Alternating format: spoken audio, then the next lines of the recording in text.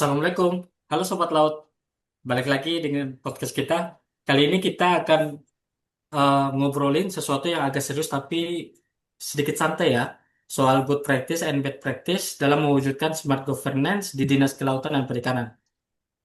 Bersama saya sudah ada bapak-bapak hebat nakoda kapal kelas 5 bersama Kepala Kamar Mesin kapal kelas 5 UPT Wilayah 3 dan UPT Wilayah 2. Apa kabar bapak-bapak? Alhamdulillah sehat, segar, dan siap berbagi pengalaman. Kalau saya, alhamdulillah, sehat juga. Tapi jujur ini, saya agak deg-degan nih, bahas good praktek sama bad praktek ini. Jangan-jangan saya yang masuk bad praktek ini. Tenang aja Pak, justru kita ngobrol supaya bisa bersama-sama belajar. Nah, sebelum masuk nih, mungkin banyak yang belum familiar tentang smart governance itu apa sih? Singkatnya gini, smart governance itu cara pemerintahan berjalan dengan cerdas. Bukan cuma mengandalkan aturan, tapi juga pakai teknologi, kolaborasi, inovasi, dan profesionalisme ASN. Jadi lebih transparan, efisien, dan adaptif. Ya betul, intinya sih biar layanan publik itu jadi lebih cepat, tepat, dan masyarakat merasa dilayani, bukan dipersulit. Mantap. Kita mulai dari yang positif dulu deh. Ada nggak contoh good practice yang udah dilakukan di instansinya kita? Ada Pak Jumadil. Jadi ini saya kasih contoh nih. Yang pertama, digitalisasi layanan perizinan kapal. Jadi, nelayan-nelayan kita sekarang nggak perlu ribet datang ke kantor bawa tumpukan berkas. Cukup lewat aplikasi, bisa urus izin lebih cepat, hemat waktu, transparan, dan minim peluang titip-titipan. Nah ya, penting banget itu. Kalau dulu kan harus bawa map hijau, map merah, map ungu, map pink ya kan? Ribet banget tuh ya. Iya. Ya kan sekarang mapnya kan cuma satu, ya. Map aplikasi, ya kan? Mantap, candaan Bapak Rahmat ini. Lanjut deh, ada contoh lain nggak? Oke, kalau dari saya, buat praktek selanjutnya itu ya penerapan sistematis dalam promosi pegawai. Ada unit yang sudah mulai serius promosi bukan karena anak siapa, teman siapa, tapi karena kompetensinya dia bagus dan kinerjanya dia bagus. Nah, itu bikin semangat kerja naik karena orang merasa dihargai sesuai usaha mereka masing-masing. Nah, betul tuh. Kalau pakai sistem kedekatan, bahaya.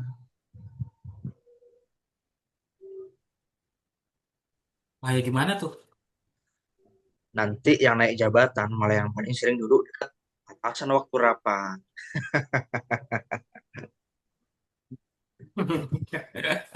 Oke, oke. Ada lagi nggak contoh good practice? Ada dong. Yang ketiga ini, kolaborasi lintas instansi.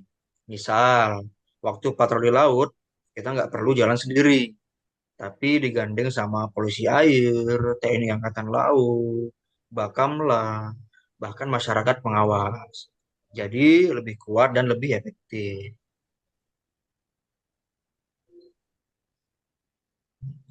Hmm, oke, oke. Berarti kuncinya itu ada di kolaborasi, kemudian digitalisasi, dan sistem merit ya. Tapi apa yang bikin semua ini bisa berhasil? Kalau menurut saya kuncinya itu ada tiga. Yang pertama komitmen pimpinan, terus kedua sistem yang jelas, yang ketiga budaya ASN yang berakhlak. Kalau pimpinannya tegas, semua pasti ikut. Terus kalau sistemnya transparan, masyarakat pasti percaya.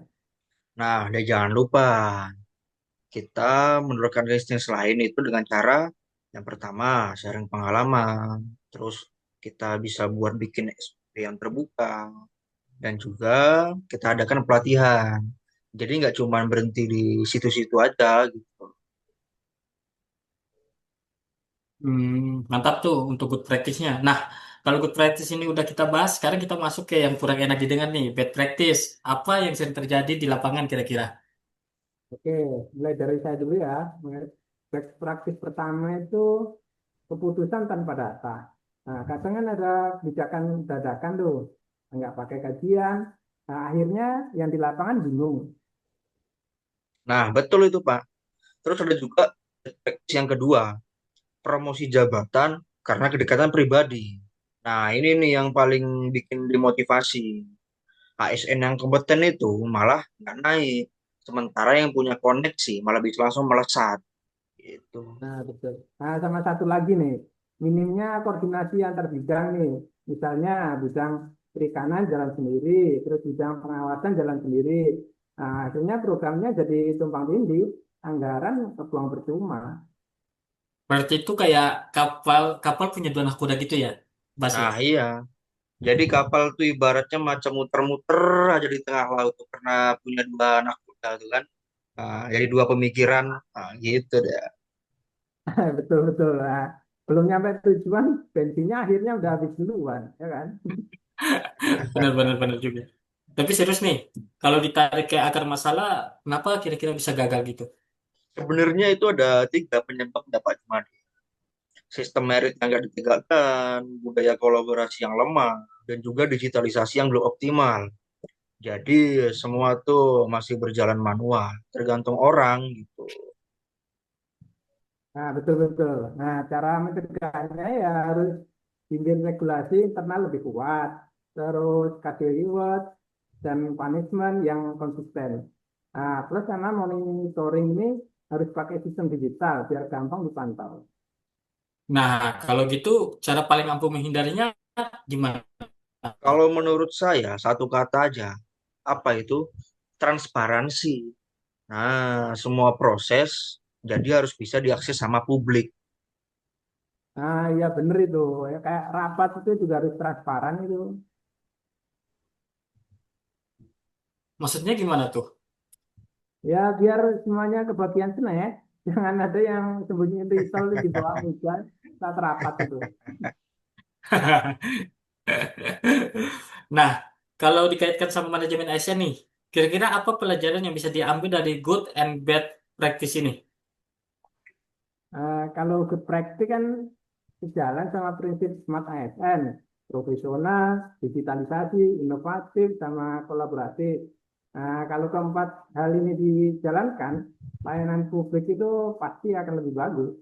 Sedangkan bad practice itu muncul karena sistem merit yang dilanggar. Jadi cukup jelas, kalau mau smart governance, ya ASN harus disiplin, berintegritas, dan berani berinovasi. Mantap, mantap, mantap. Jadi sebenarnya kuncinya ada di manusianya juga ya, bukan cuma sistemnya ya. Ah, betul sekali itu Pak Jumadi. Betul sekali itu. Oke, oke, oke. Kayaknya kita udah dapat banyak insight nih hari ini. Kita bahas tiga contoh good practice, kemudian contoh bad practice, kunci keberhasilan, penyebab kegagalan, sampai cara pencegahannya. Ya, semoga ini bisa jadi bahan renungan dan bikin kita semua makin profesional sebagai aparatur sipil negara. Nah, ya, dan semoga teman-teman ASN dimanapun berada bisa transparansi dan meningkatkan pelayanan publik masing-masing.